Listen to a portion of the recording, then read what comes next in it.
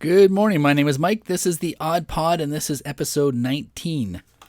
Today, well, actually, quite a while ago I recorded this, but today I finally got around to editing it and putting it up. And it is Sandy from One More Quest, and this is a actual gameplay podcast of DnD, of Dungeons and Dragons. It's hilarious. I think you'll really like it. And join me as we sit here and talk about beer and Guelph and podcasting. Okay, so the red light is flashing. That means there's something happening. All right, sweet. I see it says live in the top left-hand corner. Yeah, so it's not going anywhere, though. I'm just doing the record only. Because It's funny, the very first time I just started using Streamyard. And then the very first time I did it, I thought I was recording everything, and Dude and I were chatting. I'm like, yeah, I think it's working. And we talked for like 30 minutes, and then I'm like, okay, thanks very much. And I go hit end broadcast, and I go, that's start broadcast? Or where's the end button? And so then he was nice enough to go through the whole thing and do it with me again. Oh, that's nice. Yeah. Oh, what you drinking these days? Well, this is called Caledon Hills. Oh, nice. Okay. Where about today? In Caledon Hills. Okay. Yeah. Okay. You know what? I should have seen that coming. I didn't know if you're allowed to drink on this, so I didn't grab a beer. Well, I might go grab one now. We don't have to do anything. Now, Caledon Hills is a local brewery. Like, I live near Toronto. And where are you located? Just out of curiosity. In Guelph. Oh, that's right. Right. Well, then that's right. Yeah, you should know this shit. You can drink Wellington. Well, I mean, I could drink Wellington, or I could drink better beer. I live across the street from Royal City, so I'm a little partial. Oh, yeah. So right now I've got Sandy with me. He's from One More Quest. It's a hilarious podcast, and I think it might be slightly more hilarious because when you hide your face behind something, then people tend to have a different persona. So let's see how Sandy acts now that I got him on camera. Well, now I just feel I'm on the spot. Well, just hide behind that thing behind you. I could. I mean, it's very pretty. It's got a fun story about it, which I'll tell you after. But words are difficult sometimes. Okay, so I'm with One More Quest. We are a Dungeons and Dragons actual play podcast, and for those who don't know, that means it's basically we just play Dungeons and Dragons, and you get to listen to our beautiful voices. We're all in character. We kind of enjoy it, and we kind of approach it from we're all telling a story together aspect rather than one person telling a story and everyone else kind of following, which I like to call community storytelling. I'm sure it's something. I have a very large passion for community, so part of why part of what I really like about the whole D&D thing is that we get to tell a story together, and because we're, I think, as humans, just very story driven, it allows us to share who we are kind of at the depth of ourselves a little bit with the people around us. And yeah, so I guess our ethos is just doing that, but you guys get to listen too. So we got to share who we are with you, and you got to kind of watch us go through our silly, but also somewhat serious approach to D&D, and we kind of challenge a bunch of tropes in a lot of fun ways. And yeah, I don't know, I have a good time with it. And what is your role within the group? How many players do you have? Oh yeah, that's a good point. Those are good questions to ask. We have 3 players and 1 dungeon master. I am the dungeon master, so I guess I control the world and all the other all the various side characters. So I got to have 100 voices that are all bad, whereas the boys get to each have 1 character that are all very, very well thought out with good voices. And then, I got a little bit more leniency. And you say you're playing the 5e pack? What are your... Oh yeah, that's a good point. So we play 5th edition Dungeons and Dragons. That's the newest version that's out. Kind of play with all the little extra modules that come along with it, because we like to have variety rather than just the kind of base stuff. Yeah. And how long have you guys been playing together for? Oh, that's a good question. I think Reed's kind of new. That'd be the guy playing Dilbert. He's a little new. I think he's been with us for 2 years. Laird has been with us for 3. He plays Sioran. Matt, I think we've been playing together for 3 years as well. Actually, I guess these are. I mean, I've been playing D&D since I was I've been playing D&D for almost a decade, and my first game ever was as a dungeon master. So I've been really just the storyteller the whole time. I very rarely play, even from when I started. But these are kind of new friends of mine that I've been playing with. I say new; it's been like years, but new enough to me in terms of my D&D world. And yeah, but I've been really enjoying that. That answer your question? That may not have fully answered your question. That's fine. Well, I kind of answered it. I had a bunch of questions kind of pop up along there too. Like, if these are all newish players,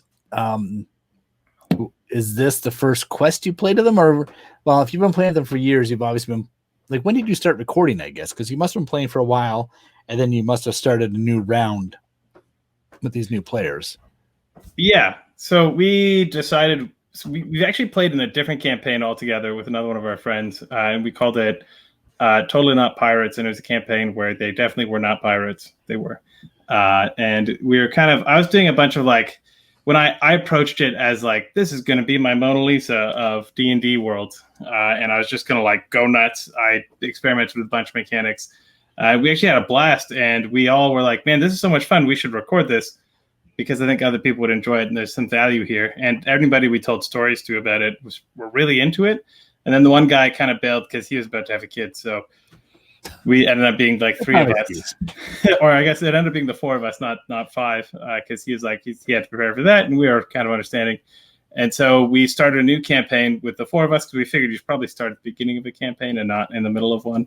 So we've been playing for a few years together, but when we decided it's also like COVID, and everybody was getting into, all of us had been individually getting into podcasts, and we're like, well, we should probably, I really like this medium, and we figured we want to throw our hat into the ring, as it were.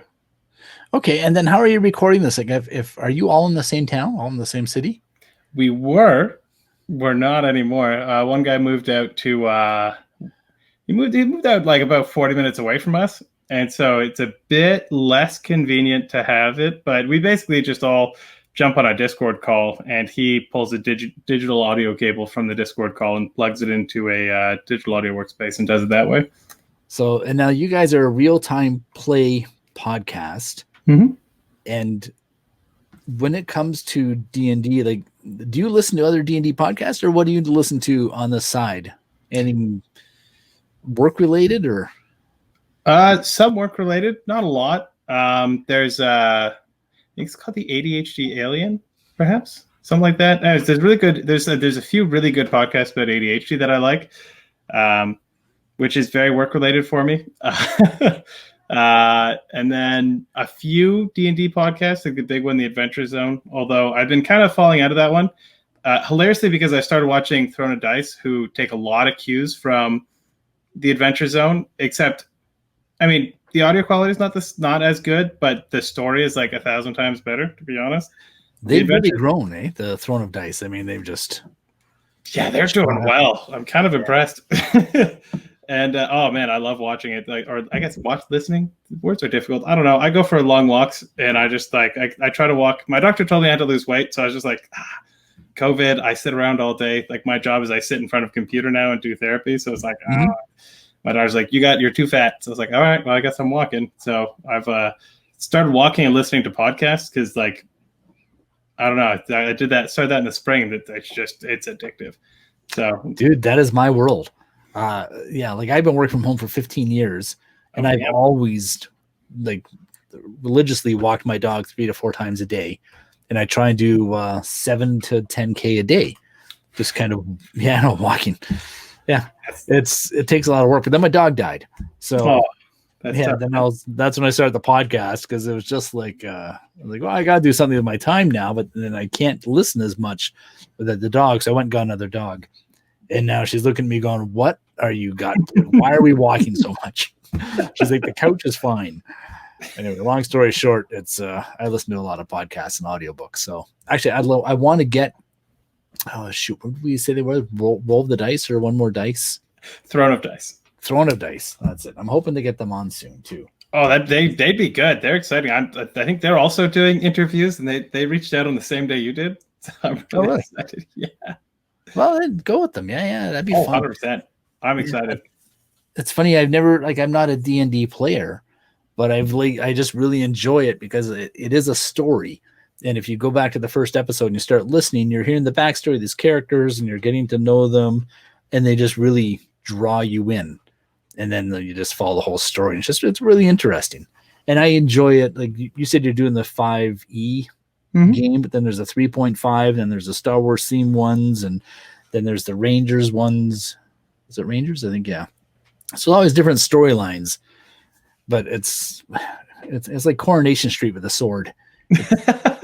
It's kind of hard to, you got to decide if you're going to be a Coronation Street fan or if you're going to be a Days of the Lives kind of fan, I guess. Oh yeah.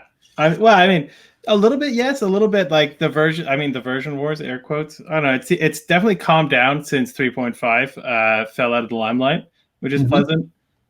Because I mean, 3.5 and Pathfinder, a lot of the fans were kind of at each other's throats, even though Pathfinder is just 3.5 but streamlined. Although you'd get shot if you said that 5 years ago, and now everybody's just like, no, 5e's the shit, and then they also like Pathfinder, and it's much more laid back.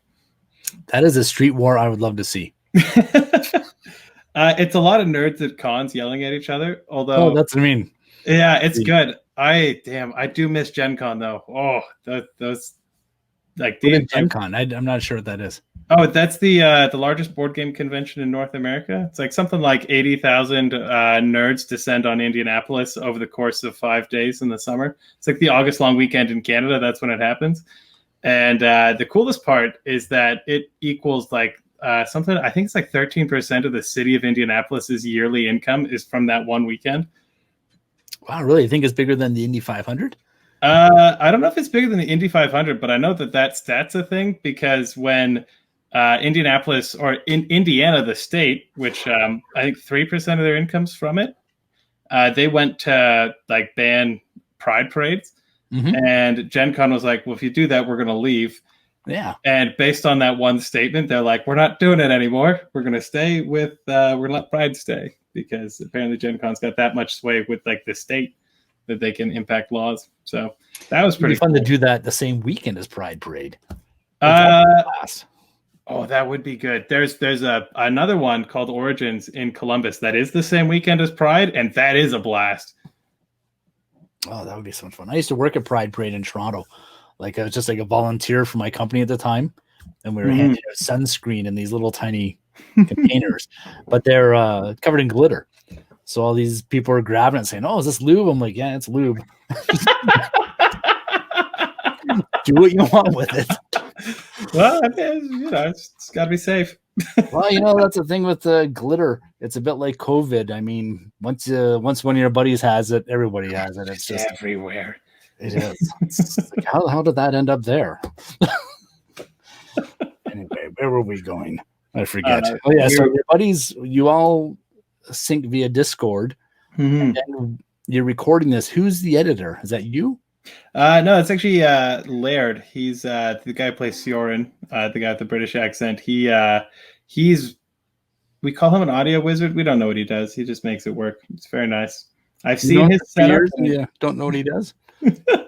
Well, I mean, I know that he does it well, and he sends it to us to kind of like get it approved and stuff. But I don't actually know how he does what he does. I'm not technology averse. I'm just very not good at technology. Oh, gotcha. It's a tool, not a way of life. Yeah, exactly. It's there. I mean, I've had my fair run-ins. Sorry, my TV is about to start making noises, so I had to turn it off there. I've had my fair run-ins with technology being mad at me, and I can understand it if I take time to sit and focus on it. Although, if someone else wants to sit and focus on it, that's I won't say no to someone else doing the hard work. Dude, technology it's my life kind of thing. So, okay, when things break, it's always falling directly on me, and I hate it. Ooh, yeah, that's rough. See, I guess that's the advantage. Who's so when you get the audio, or Laird's getting the audio, then who's handling the uploading? Is that you, or is that Laird then as well too? That's me. That's you. And where are you hosting it with? Buzzsprout. They've actually been super good to us. I'm kind of obsessed with that software. They send us every week an episode, they send us their podcast, which is one I listen to actually rather religiously, where they talk about how to podcast, which I'm really into. They haven't answered my questions that I send in live yet, but they have answered my emails that I sent to them, which is kind of cool. But they'll answer some questions on their podcast if you send it to the right place, which is kind of sweet. And yeah, I don't know. They send it. a lot of the things I've learned about how to podcast and like what to do and what not to do, and like even how to like social media and be active on Twitter and effective through Twitter, which is actually, I think I'm good at Twitter. I want to say I think I am. Certainly my numbers say that I'm okay.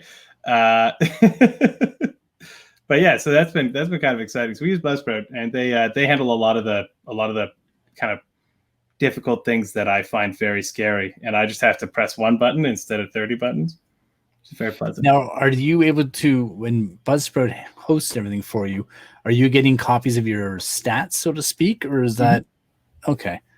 Because I know I use Anchor, and they get some stats, but Apple's the big boy, and Apple doesn't really share the stats through a lot of the third-party hosting companies.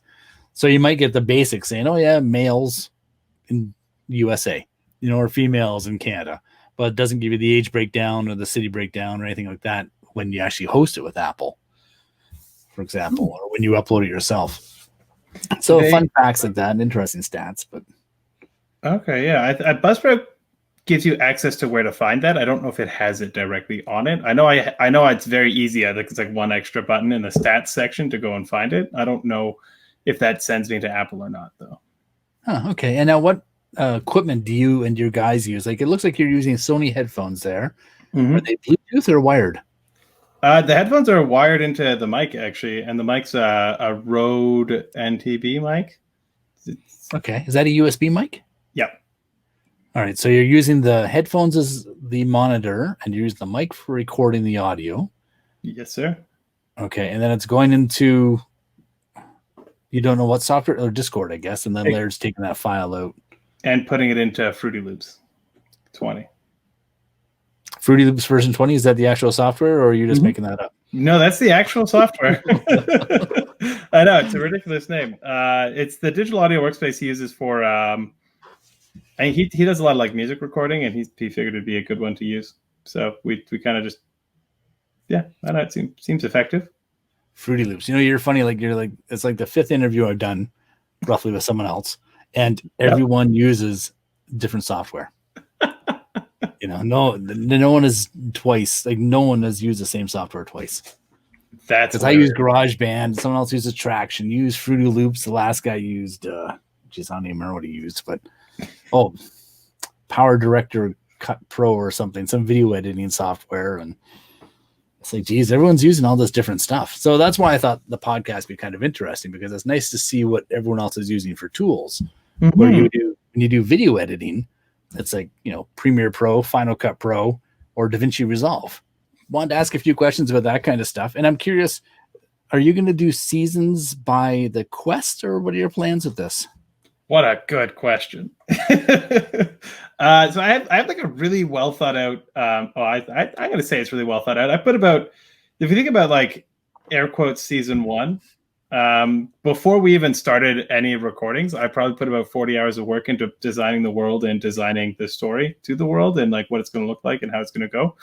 And then from there, I've probably put about another like 10 hours since we started recording of work into like what the story is going to look like. And then I'm always and it sounds like I also really don't like it when dungeon masters are too rigid in their story. So I make my stories very like open-ended, and it takes a bit of work to make it such that I can easily adjust on the fly. So I actually spend a lot of work on the world and not as much on the story, so that I can always functionally react as the entire world would react to, like, beings of this kind of caliber wandering around and making decisions they make, which is a bit of a difficult process, although I do it enough that I don't think about it anymore. And I mean, even the boys who've been playing with me for years don't know when I go off the cuff or when I'm sticking to the book, which is relaxing for me. Good to know. Yeah, and like I don't, if you could even like, do you think I ever went off the book in the story so far from what you've listened to? Well, to me, it's a story, so I wouldn't know when it goes off the book. Like I said, to me, it's a story from A to B, and I get sucked into the character development and what's happening with them and the adventures, and you can kind of figure out. It's a bit like a Jack Reacher story sometimes, and you got a bit of mystery and action and everything else involved in it. Big muscle bound characters that never lose. Though I don't think anyone's ever died. I mean, trying to think of all the podcasts I've ever listened to, I don't think any characters ever died. actually really hard in 5th edition to kill characters. You have to really be trying as a dungeon master to do that effectively.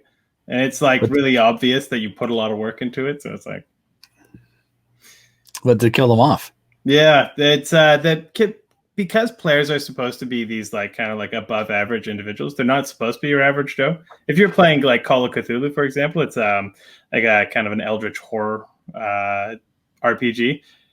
Your characters die fairly frequently because you're average Joes. But because in Dungeons and Dragons, especially 5th edition, you are heroes, right? You're these like, so it's very rare for a hero to die in a story unless it's like a tragedy and that's the intention.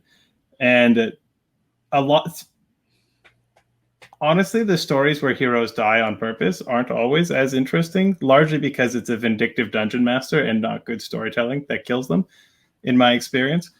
And to have good story reasons for characters to die, which I've seen and done, and I love every time it happens, and it's like a very effective narrative tool. But if it happens too often, it suddenly stops being an effective narrative tool. And so it's if we talk about the Dungeon Master's toolbox, it's a tool in there, but it's like it'd be like, you know, like the 5/8 like sprocket wrench. You're going to use it sometimes, but you're not going to pull it out on every job. Whereas like the hammer, you know, combat, you're going to pull out probably very regularly, and you're going to use that to drive in the nails because that's what people are looking for. Now I know it's funny that you mentioned that the Dungeon Master's toolbox. I don't play I've never played, but I find that the podcasts that I do listen to that I enjoy, and there's a couple that do this where before they start the actual quest, they explain it to you like you're 5 years old, and they say, okay, here's a Dungeon Master role, here's the characters, this is what this guy does, and this is how he acquires his points and how you know what it does, and it just kind of gives you a build up saying this is what to expect and how they get their hit points and stuff. And I found that really interesting because then I got sucked in like 3 or 4 episodes of that while I was mowing the lawn, and because now you're learning the background of the game and how it's produced and stuff, and that would make a great title for a podcast. I think the Dungeon Master's Toolbox, but I'm not in that business. So. I've honestly thought about doing something like that because I mean I've been GMing for years. As of December 1st, I'm officially a published author. So like, there's a lot of exciting things in my life, and so I think storytelling is one of like the things in my toolbox that or I guess in my skill set. If we were thinking if I had a character sheet, storytelling would be on the skills or the proficiencies because I've been doing it for so long. And like even before I ever started actively attempting to either be an author or be a dungeon master, like I told some pretty good lies as a kid. I have ADHD, so like most people with ADHD, I'm a compulsive liar. It's a thing that I'm working really hard not to do in my life these days. Although when I was younger, it was just like I told stories all the time because it's easier than telling the truth. And it's actually helped me hilariously. Lying as a kid helped me be very good at telling stories. Dude, that's how I got into sales. Right? Right? I'm so smooth when it comes to telling stories sometimes. And I used to enjoy writing as well too. But tell me about the author part. Like what happened there? Like what did you write? So I am it's a bit of a heavy story emotionally. How heavy can we get? How deep? Like how dark do we get? Well, I'm gonna chop a lot of this down, obviously, but then I also take the unedited portion and I throw it up on Patreon, and I say anyone that wants access to the unedited podcast can sign in and become a patron and blah blah blah, pay me money for $1. Yeah, perfect. But who cares, dude? It's not like we have to worry about the CRTC or the FCC or anyone coming down on us with a gauntlet saying you can't use the words. Please insert random swear words here. Thank you. You know? Oh, sure. I mean, I swear all the time on my podcast, so I feel like I've been very tame here. Oh, for sure. And I like to keep it tame too. Like I'm going to cut that part out. But I mean, it's not like we're doing lines of coke off strippers and. No, can't do that. Okay, we'll leave it there. Yeah. Yeah. So I don't want to like get much into that. Tell me about the book. Yeah, the book. So in late 2018. So also, fun fact: I have a background in board game design. This is kind of tied here. I just finished probably October 2018. I had a board game called Builders, which funded on Kickstarter, and it's actually really good. I'm kind of in love with it. It's a really good game. It's a deck builder about building skyscrapers, and it's kind of fascinating. And as you go, you build. Anyways, whole thing is very exciting. Long story short, we did a Kickstarter in October 2018. It actually went very well. However, I was so stressed between that and my work as a painter that I honestly had nothing left in the tank. I burned out, and I was kind of in a self-hate spiral. And I actually I made a suicide attempt, which was pretty intense. And then shortly after that, I had a moment where I was like, yeah, I need to figure this shit out because I can't even think. I'm so stressed and overwhelmed. So I went into therapy the next day. Actually, I think it was 2 days later I was in therapy. And my therapist at the end of it was just like, okay, what's one thing that you used to do that was really helpful? And I used to actually write poetry. I used to find that very freeing. So I started doing that again. And I wrote a poem, and it was, I think the lines in it, my first poem I wrote, kind of getting back into it, were, my destiny is forward, I will not be denied. My destiny is onward, I will not hide. And it was kind of this mantra that I took with me through 2018. And as I was going forward in even in 2019 with that mantra, I started writing more poems. In 2019, I wrote about 230 poems. And I digitized them, and then at December 23rd, I started submitting the poetry book, the collection of all of these. I took about the 60 kind of best ones, because there's some that are just me being angry, and it probably says fuck more times than I care to count. But a lot of it was I was writing a lot of poems, and so I took about the 60 best of them, and I started sending them to publishers. And in April, I had a company called Whipfinstock pick me up, and they said they really liked my poetry book. And I then went back and forth with them a bit. They said it would take 18 to 24 months to get the book published, and that was April 2020, and it is, as of December 1st, published. Wow, that was fast. Yeah, I was shocked at the timeline on that. They really moved quick. And so it's called Resilient. And in probably May 2019, I sat down and I wrote a poem about the attempt that I had made. Mm-hmm. It's a pretty, I decided to have the book open with that poem because it's an intense poem. It talks about the whole, basically just walks you through in a little bit of verse, kind of what I was going through. And just, yeah, it was a hard moment to write about, but it actually allowed me to kind of release it. And I felt that poetry saved my life through 2019. And I think that, there'd be a lot of value to other people to see it. And honestly, I have all this poetry, so I was like, I might as well. A little bit of that and a little bit of, I think really people could benefit from having it. And also I think men could benefit from having it. The number one thing that kills men in North America is men. Themselves. You just kill yourself. That's the number one thing. And it sucks. I hate it. So being, another person in that statistic who made an attempt, another man, I was just we just don't engage with our emotions enough. And it's actually that line, my destiny being forward, not only helped me get the poetry book published, but it also helped me get my job as a therapist. It helped me understand who I am. It helped me do a bunch of soul searching. It helped me get to a place where I can finally say I don't hate myself. And just, it's not the only poem that helped. There's plenty, and I keep writing more and more. I wrote one the other day that I think is goddamn glorious. And it's the poetry's good, and I probably 2020 I've written maybe less poems. I think it's 130 right now, 140, something like that. It's quite a bit less than 2019, but also 2019. I do it as my form of when I'm in when my emotions are very loud, I go there. That's the first place I go is poetry. So there's a lot. Are you a Leonard Cohen fan? Sometimes. Tell you, dude, sometimes it's the best music to listen to when the sun goes down and it's dark and you're going for a walk, because then all the anger and angst that you might have during the day, it just seeps into his music. And when you go for a walk at night and you listen to Leonard Cohen and something like that, or going for a drive, whatever it might be, it's going to take all of your inner anger that you've acquired during the day and just kind of literally just rub them into rounds and throw them away. And it's at least that's how I found I always coped personally. I really got into his dark stuff. I really always enjoyed that. Yeah, there's a band called Nowhere, and they actually a life-changing line from them, which it's so good.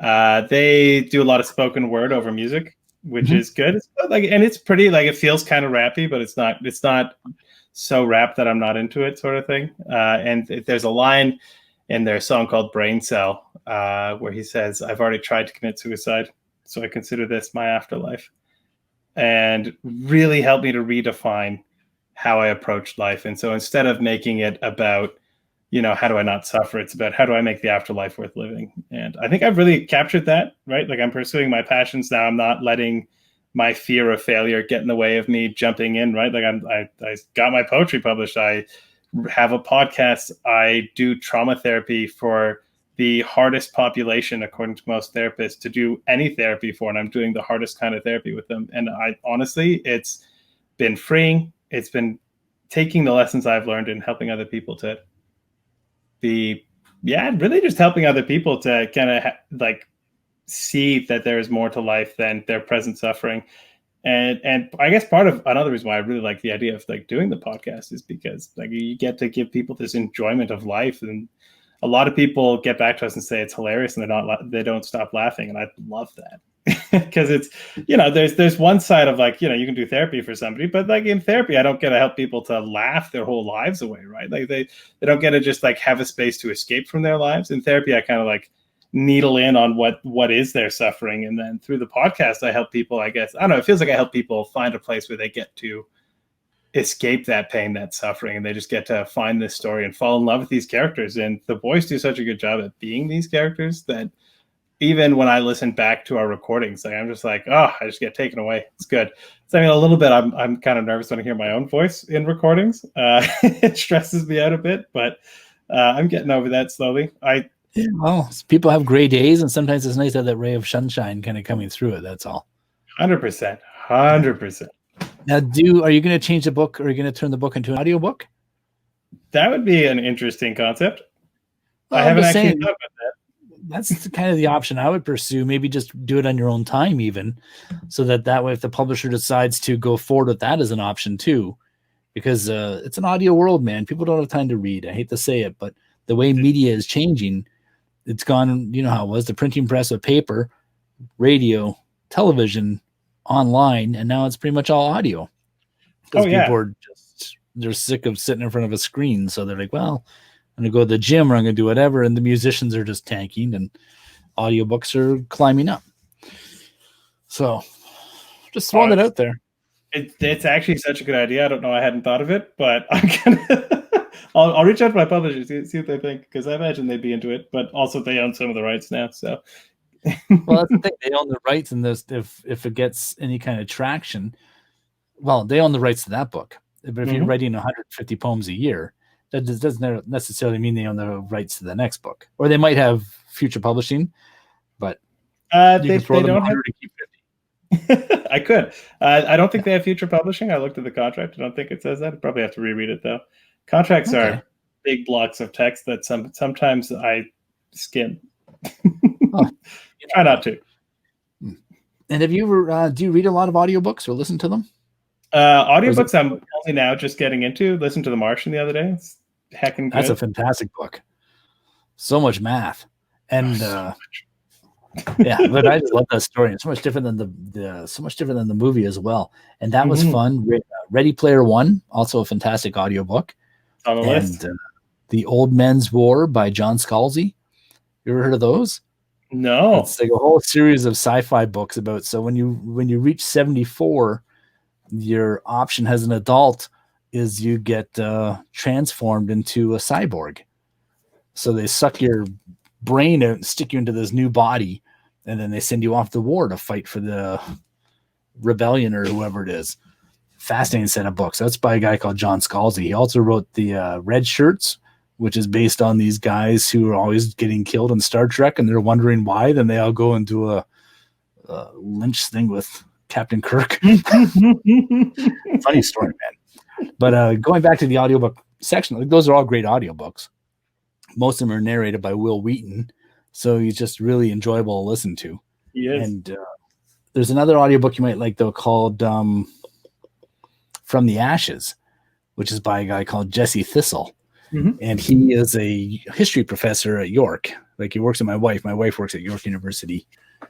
And he was also on the brink of he was done. He was a homeless native guy, like a homeless Métis.